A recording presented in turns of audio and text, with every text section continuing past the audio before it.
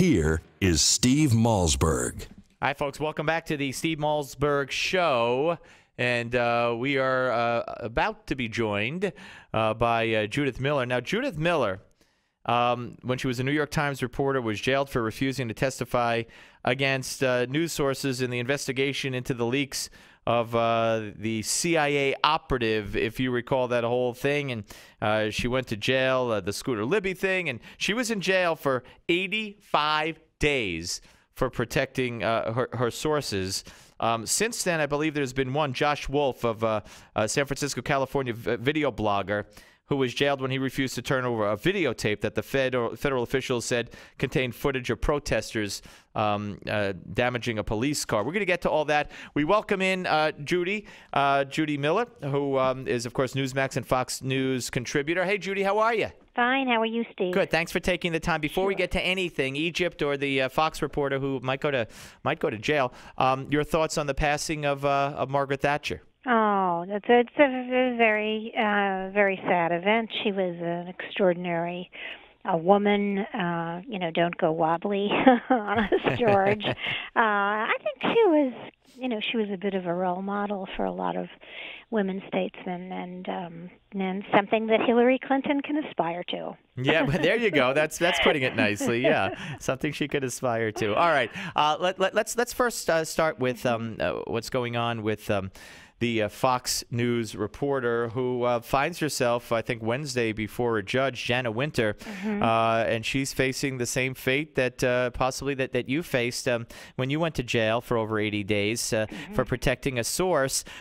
This involves James Holmes, the case of the Aurora, Colorado shooting, and she says that she will not reveal her source. Talk about what she's up against here. Well, the problem is basically that there was a request by the defense, that is James Holmes's defense, after her story appeared. She had been there about 4 days in Colorado when she wrote the story about how,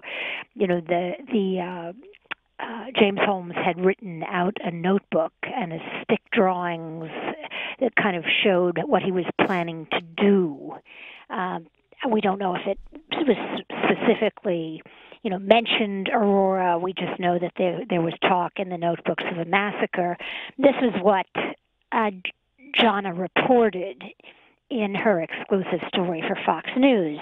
And then the defense team immediately objected to her report and said that the judge's gag order had been violated and that they had to stop everything and investigate the leak of this information. And so as a result, 14 law enforcement officers have been asked whether they were Jana's source. And each of them has said no. And there is one more who's going to be asked whether or not he spoke to not only Jana, but other law enforcement officials who might have told her. And that's going to happen on Wednesday. But basically they claim, of course, that her story prejudiced the minds of a potential juror and that it would make it harder for their client to get a fair trial. Now, on Friday, the court itself released documents that went far beyond anything that Jana reported, that actually said that the university psychiatrist had reported to the campus police a month before the massacre that she was afraid of James Holmes and that she thought he was dangerous and that she felt intimidated by him. So, in other words... So there's worse stuff out there that's been released, right? Exactly. All right, well, and here's the issue. Okay, so that's her circumstance. Yeah, so they now want, to force her to reveal which law enforcement officers she talked to, since she quoted two in her story, and she's saying, I'm not going to do that because I gave them pledges of confidentiality, and I've got to honor them if I'm going to stay in this business as a journalist, or nobody's going to trust me. Right, and if in fact they've talked to all the possible suspects, quote unquote, and all of them, except for one, and all of them have said no, and she talked to two, then somebody's already lied, and that's not good. Well, we don't know that because right. You don't know that they've talked. Right, to we don't. I the said if, yeah. But But here's what bothers me, Judy, and I guess it bothers you too. Where's the outcry? Why isn't this a huge story from other journalists on the cable shows and the New York Times, the Washington Post? Where are these reporters coming forward to write about one of their own? Well, I ask myself the same question, Steve, and I'm very disappointed that they haven't done so.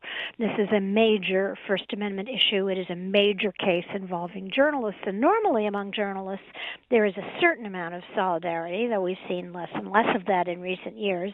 But this is a major threat to a person who was simply doing her job.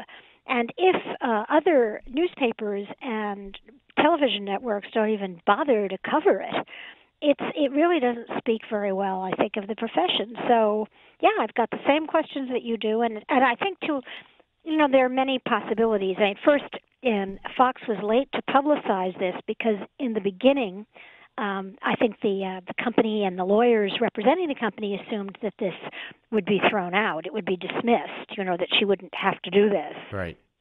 And secondly, it all happened rather quickly because it was only clear as of last week that this was becoming a major First Amendment test. So perhaps an explanation is that people haven't had enough time to find out about it, but everybody in the First Amendment community knows about it. Right. Do you believe it's because this woman works for Fox News? Do you answer that, and then answer, do you believe if this was a Washington Post reporter or a CNN reporter, do you think that we'd be seeing a different reaction from the quote-unquote journalistic community? Well, I fear you may be right. I mean, there has been, as everyone who's listened to White House statements known, a real vilification campaign against Fox News. There are media watchdog groups that who openly announce that their raison d'etre, the whole point of their operations is to get rid of Fox News, to undermine it. I think a lot of people who don't watch Fox don't even realize that Fox breaks news, that it's not just a network that gives air to different and conservative views, and as well as liberal ones, by the way, but that it also breaks news. Right. But yes, if this were CNN or if this were the New York Times, I think it's almost certain that there would have been more coverage and more publicity than there's been to date, and that's what really disappoints me so far about the reaction. Where is the outrage? It's a good question that you raise. Well, I mean, it is an outrage that there's no outrage, and to think that it's because this woman works for a certain network and that would cloud the judgment or the reporting of assignment editors and reporters and columnists and whomever is an outrage.